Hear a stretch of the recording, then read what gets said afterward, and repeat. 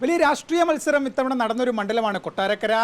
K N. ബാലഗോപാലും Aisha പോറ്റിയും തമ്മിലായിരുന്നു ഇവിടെ കടുത്ത മത്സരമുണ്ട്. എന്തായാലും UDF സ്ഥാനാർത്ഥി ഐഷ പോറ്റി റിപ്പോർട്ടർ TVയോടൊപ്പം ചേരുകയാണ്. ഇനി കുറച്ച് മണിക്കൂറുകൾ മാത്രമേ ഉള്ളൂ. അപ്പോൾ സ്ഥാന ലാപ്പിൽ എന്താ പറയുള്ളത്? ഉറപ്പായിട്ട് UDF ജയിക്കും. UDF ഇവിടെ ജയിക്കും.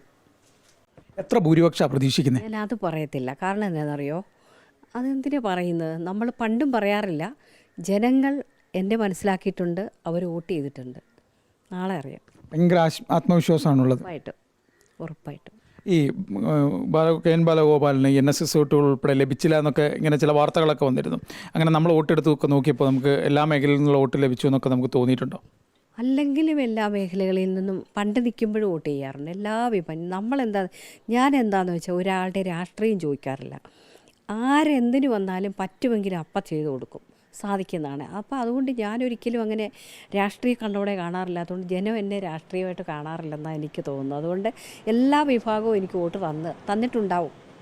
എന്തായാലും എല്ലാ വിഭാഗത്തിൻ്റെയും വോട്ട് ലഭിച്ചിട്ടുണ്ട്. നാളെ കൊട്ടാരക്കരയിൽ UDF തന്നെ ജയിക്കുമെന്നാണ് ഐഷ പോറ്റി തികഞ്ഞ ആത്മവിശ്വാസത്തിൽ പറയുന്നത്. കൊല്ലത്തുനിന്ന് വീഡിയോ ജേർണലിസ്റ്റ് അബു താഹിറിനൊപ്പം റിപ്പോർട്ടർ AV ജയശങ്കർ, റിപ്പോർട്ടർ കൊല്ലം.